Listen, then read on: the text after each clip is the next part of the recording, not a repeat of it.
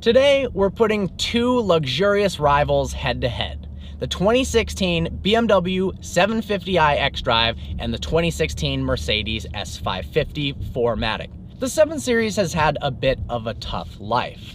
Overall, Mercedes outsells the BMW 7 Series 2-1. And part of that is because BMW is about the ultimate driving machine, not as much an elegant, luxurious masterpiece that Mercedes is known for. You know, when you think of BMW, you think of the BMW M3. And when you think of Mercedes, the S-Class comes to mind. But they have stepped the game up enormously for the 2016 complete overhaul. The 2016 Mercedes S550 is the top-of-the-line Mercedes, and perpetually, this car, through every single generation, has always symbolized the top-end luxury sedan. With a 4.7-liter turbocharged V8, this thing makes 449 horsepower and over 500 pound-feet of torque. Despite weighing well over 2 tons, this thing is really fast. Now, every year, every generation, Mercedes gives their engineers a massive budget and tells them to go make the most advanced and best vehicle out there. So this car always pioneers the newest cutting edge, either luxury, safety, or just general convenience technologies, making this always one of the most advanced vehicles on the road. All of the new 7 Series are long wheelbase models. That's why this isn't the 750iL, it's just the 750i. The new engine, 4.4-liter twin turbocharged V8 producing 445 horsepower and 480 pound-feet of torque. And despite weighing about the same as the Mercedes and being down on power due to its 8-speed ZF transmission, it's able to hit 60 miles an hour in 4.3 seconds compared to the Mercedes at 4.7. The 7 Series now looks much better than before, and it's lighter too, thanks to a carbon core and elements from the BMW i3 and i8. It is now 285 pounds lighter than the outgoing model. The updated angel eyes that are now squared off instead of completely round, some chrome accents. The 7 Series looks a lot better in the flesh than it does in pictures. From an exterior standpoint, the new S-Class is gorgeous. Everything flows together perfectly. The headlights are awesome. They have this nice LED daytime running light. Every light on this vehicle is an LED. There are no incandescent bulbs anywhere on this entire car. The 3-pointed star up front just signifies luxury, and the way the front is designed with the larger grille, it actually looks like a much larger sedan than the 7 Series. We had the two of them parked right next to each other, and the first thing I noticed was, hey, the S-Class looks like it's actually bigger. Both of us think that the S-Class looks better, it flows nicer, and overall, Mercedes design language is great. The only problem is, the new C-Class and the new E-Class look way too similar to the S-Class. They pretty much took the S-Class and just shrunk it down by 75% and then 50%, and those are the new Mercedes sedans. And if you buy an S-Class, that could be a little bit irksome because of the fact that there's no really styling differentiation between the three anymore. Oftentimes we've driven by a C-Class and we're like, hey, is that an S? Never mind, it's not an S-Class. The 7 Series is all about technology. It has everything that the S-Class offers and then more. It's got an LCD touchscreen climate control system. It's got a touchscreen smart key, which stores away in this compartment here. There's a wireless charging bay. It's a $250 option and pretty much allows you to see if the car is unlocked, if the windows are open, a few other features that is pretty cool. It's also got gesture control, which we believe is the first car ever to feature that. I think so. It's a little bit gimmicky. It doesn't always work. I was playing with it earlier, and sometimes it's really reliable and sometimes it's not. But in essence, you can control the volume by scrolling with your finger. Yeah. And there's a few other ones that control like the cameras and such. To be honest, it's almost as if it's just a new feature for you to show off to your friends. Absolutely. I think it would be so much easier just to go to the physical button or the knob to do it. Doing this, it might not pick it up, it might be delayed, but it is And you look a little bit like an idiot. BMW, the designers of BMW say that a luxury car is about having features that you didn't know you needed. Offering features for customers that I didn't know they wanted. So I don't know, even after it's been offered, that I do want the gesture control, but I certainly before did not know that that was something I'd be interested in. Bragging rights.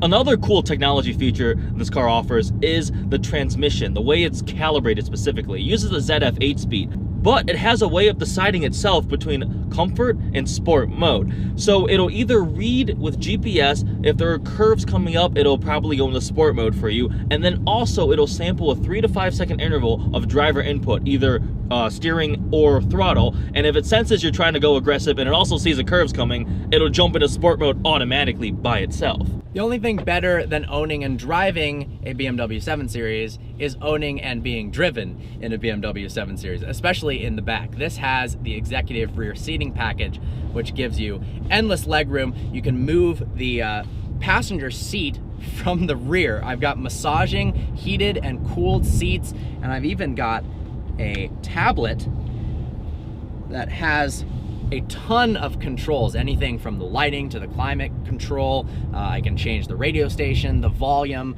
the shades, massage, very trick. We've also got a private jet or first class 747 style tray table if you're interested in working on your laptop. Of course, this is going to be a preferred car of many businessmen, and it certainly has the space and the luxury to even have a business meeting on the road.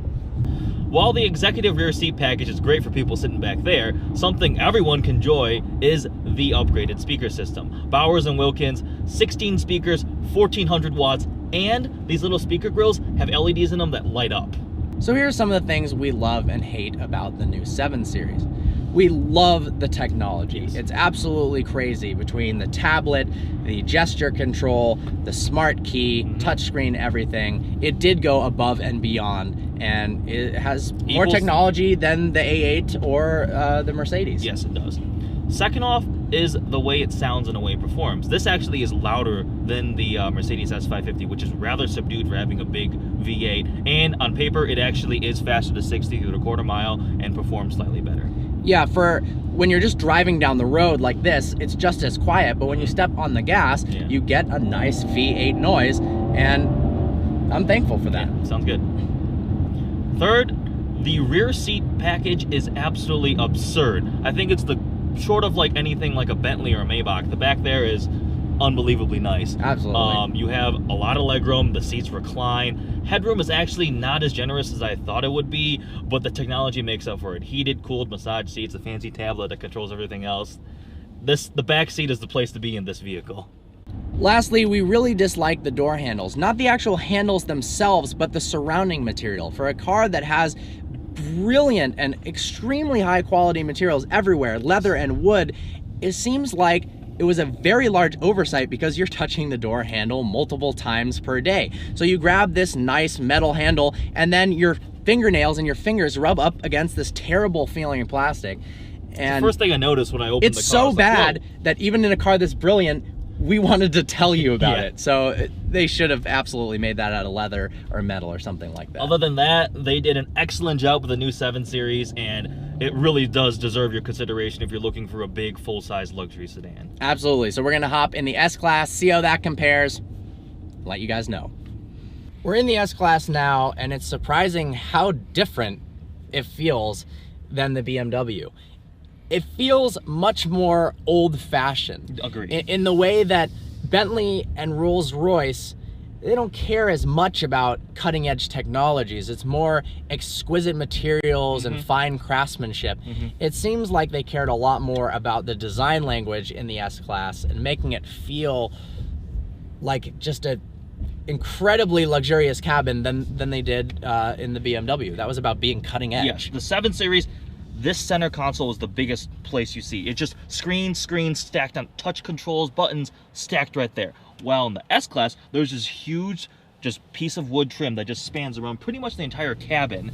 There's the analog clock right there, you have your air vents there, and then a row of buttons. It is much more simplistic, and it flows way nicer. That's what I love about this car. I think everything is so well thought out. It's not just stuff tacked on to add more features. It's got dual 12.3-inch screens, which look fantastic. The graphics and the animations in the S-Class are at another level than the BMW 7 Series. The 7 Series, they did step up the game from the graphics before, which were pretty lame for a car that expensive. But still, S-Class, when you put in vehicle settings and you go to the interior lighting, it shows a picture of an S-Class driving and the doors opening. And the air channels. And it's just... You can change many things. Far superior. Now, in the rear seat, as we said, it's not really a fair comparison because this car does not have the executive rear seating package. So maybe we need to test one that's more fair. But legroom, very, very similar. Headroom, there's actually more in the S-Class than the 7 Series. Even with, you'd think with the executive rear seating package where you're slouched down a bit more, laying down, you'd think there'd be more, but there just isn't. The only redeeming factor of this not having the executive rear seat package is you have 5 seats in the car instead of 4. Absolutely. Now, with space, the trunk in the S-Class, far superior. It is bigger. So much larger. The 7 Series, there's a big spare tire and a cover that goes over it. So there's a little bit of extra usable space and like a little container, but the floor of the trunk is probably a good 3 to 4 inches higher than the floor of this one, and it just way less cargo I'm kind of surprised how small the 7 Series cargo space is. In terms of ride quality, we both think that the S-Class rides a little bit better and is more isolated from wind noise, road noise. It's a more serene experience. We literally just went back to back, got out of the 7 Series and are driving this right now.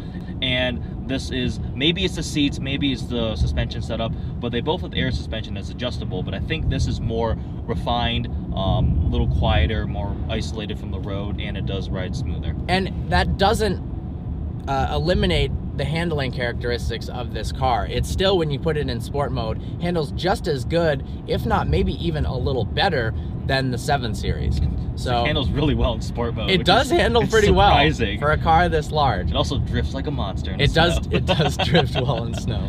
This is also interesting because the BMW has a camera that reads the road, and if it sees bumps or potholes, it'll tell the suspension to adjust, so you're supposed to you're not supposed to feel the bumps as much. The Mercedes S-Class offers it, but apparently it only offers it on the rear-wheel drive model.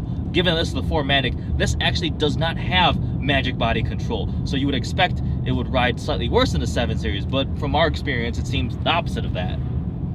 I think it's hard to say which one I like more. I think it really... vehicles. I don't think either one is better than the other, to be honest. They perform about the same, similar gas mileage. They do luxury in kind of different ways. It really depends on the type of car you would want then. I think personally, to me, I enjoy the cutting edge technology stuff. I almost like the 7 Series interior more. That appeals to me. I like all the crazy features. Whereas you might enjoy this. It's more simplistic. It's more relaxing. Yeah, I think this car is more elegant. It looks more beautiful on the road. The interior, I think you can't argue that this interior isn't more beautiful than the BMW. No, not at all. But the BMW's interior is cooler. Yes. So if you are, I would say, honestly, a younger buyer, you're probably going to be more interested in the 7 Series. Yes. It's more futuristic, modern, got the cutting edge technology. There's a reason, other than the price, of course, that most buyers of this car are older. Yes. It suits that clientele a little bit better. But overall, honestly, we can't really pick a winner. I guess I say that I like the S-Class more. Now, if I had to choose the 7 Series the way it's spec'd as it is versus this, I'd probably choose the 7 Series, but it's not fair because it's got $11,000 of options that if you put it in this, then it'd be more competitive.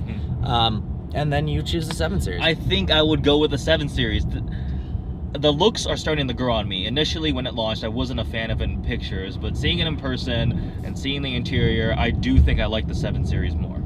Well, with that, I hope you enjoyed this video. Like always, please browse our channel and subscribe. Special thanks to Mike Schaefer from Grand Blanc Motor Cars in Grand Blanc, Michigan for supplying the 7 Series, and I happen to actually have gotten this S-Class from there as well. Of course, it's my personal vehicle. I look forward to seeing you next video.